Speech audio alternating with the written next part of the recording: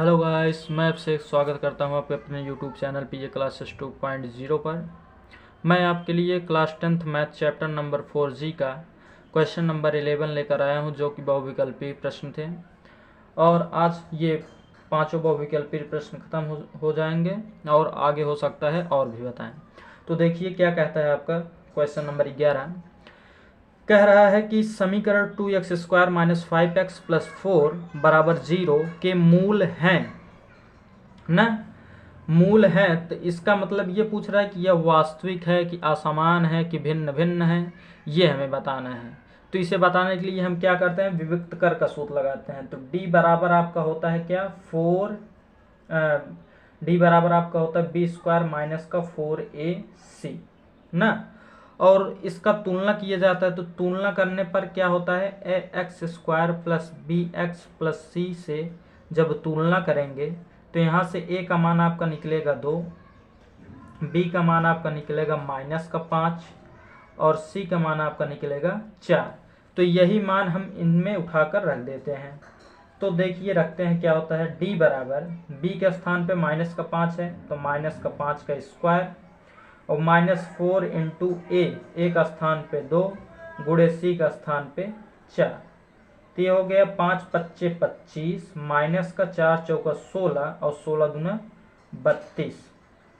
जब घटाएंगे तो डी का मान आपका माइनस का आएगा ना। तो 12 में से 5 गया 7 ना, तो माइनस का 7 आया। तो बताइए जब भी अगर विविक्त कर डी का मान माइनस में आता है तो वह क्या होता है, काल्पनिक होता है कि नहीं। तो इसका मान क्या होगा, काल्पनिक होगा ना। आइए चलते हैं नेक्स्ट क्वेश्चन, क्वेश्चन नंबर 12 की तरफ। तो काल्पनिक का मतलब होता है वास्तविक नहीं है, अर्थात असमान है। क्या है, वास्तविक नहीं है, इसका मतलब होता है असमान नहीं, वास्तविक नहीं है, हाँ? काल्पनिक का मतलब, क्योंकि अगर आपके किताब में वास्तविक नहीं दिया है तो इसलिए वास्तविक नहीं होता है। अब आइए 12 नंबर पर। कहा है कि 2x² plus 5x plus 3 equal to 0 के मूलों के चिन्ह होंगे, मतलब माइनस का होगा कि प्लस का होगा ना। तो ये बताना है। तो इसका सबसे पहले प्रश्न उतारते हैं, 2x² plus 5x plus 3 equal to 0। उसके बाद तुलना करते हैं, x² plus bx plus c equal to 0 से तुलना करेंगे ना। और तुलना करने पर a का मान यहाँ से निकलेगा 2, b का मान आपका निकलेगा प्लस का 5 है और c का मान आपका निकलेगा 3।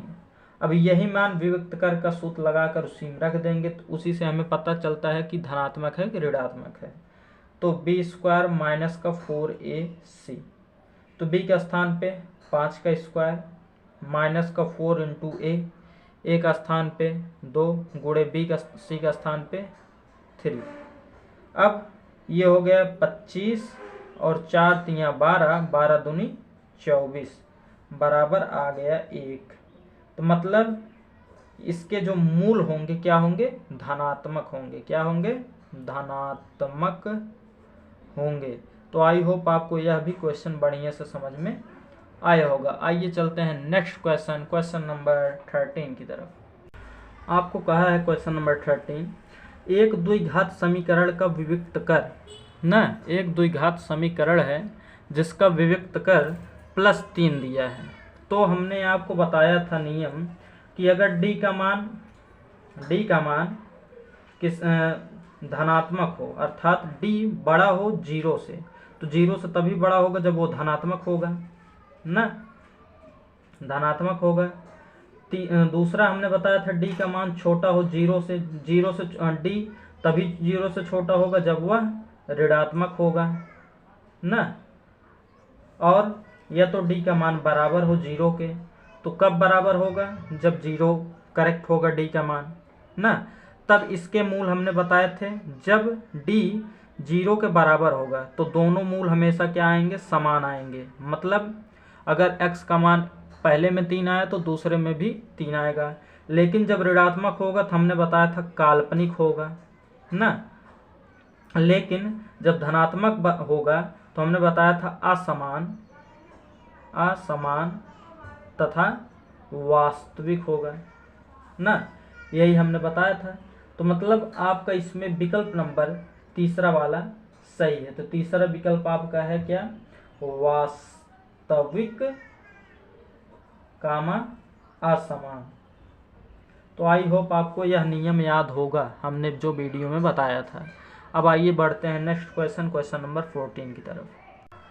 देखिए आपको क्वेश्चन 14 कहा है कि समीकरण x इंटू एक्स माइनस 3 बराबर 0 के मूल होंगे। तो ऐसा क्वेश्चन हमने क्वेश्चन नंबर 10 या 9 में किया था। जब भी ऐसे दे दिया, केवल इसको एक बार 0 के बराबर, इसको एक बार 0 के बराबर। तो यहाँ पर x इंटू एक्स माइनस 3 बराबर 0, तो ये x बराबर जब 0 करेंगे तो इसका मान 0 ही आएगा। और ये x माइनस 3 बराबर 0 करेंगे तो x बराबर 3 आएगा।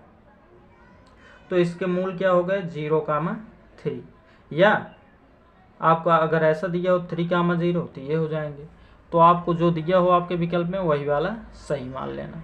तो मैं अब अगले क्वेश्चन पर बढ़ता हूँ, क्वेश्चन नंबर 15 की तरफ, जो कि बहुत ही सिंपल है।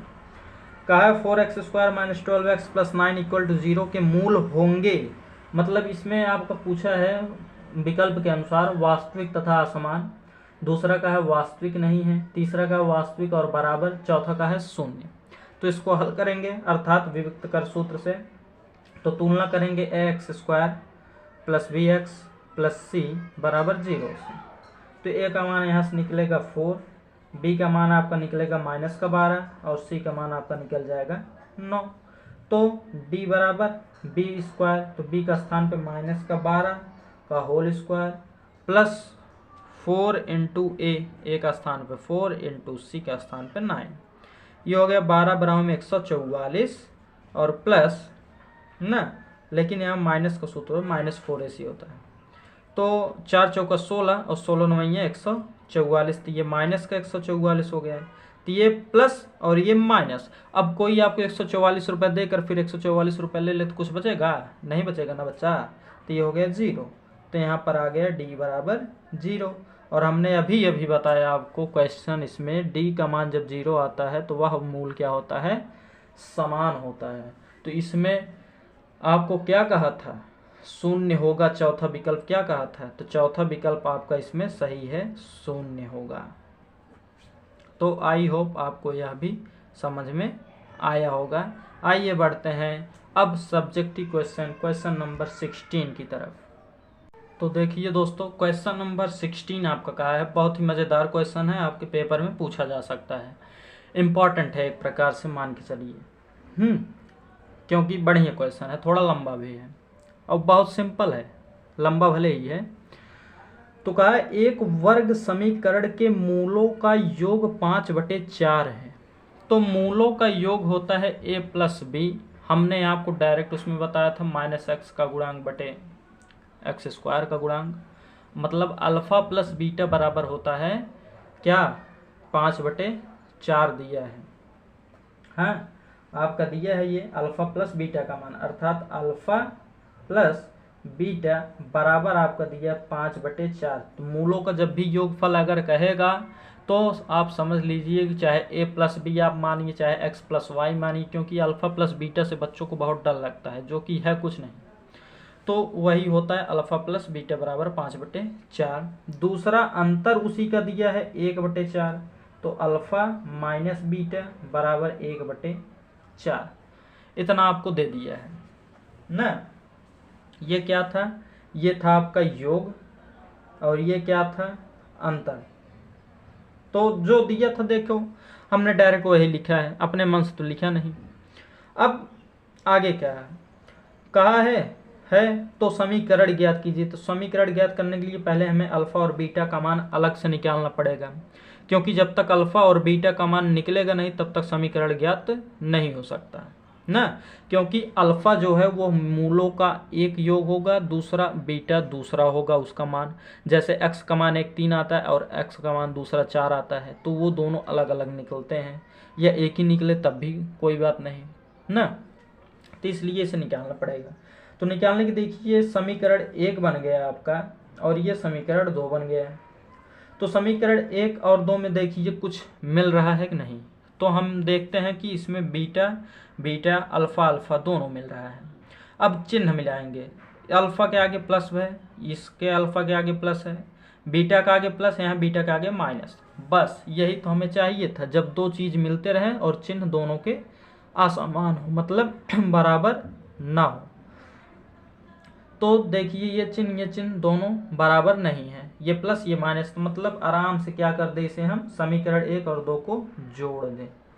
जोड़ने पर जब जोड़ते हैं तो ये प्लस और ये माइनस कट जाएगा, तो ये हो जाएगा 2 अल्फ़ा और बराबर, ये हर दोनों का देखो समान है, तो 5 और 1 6 और बटे 4, इतना आया कि नहीं।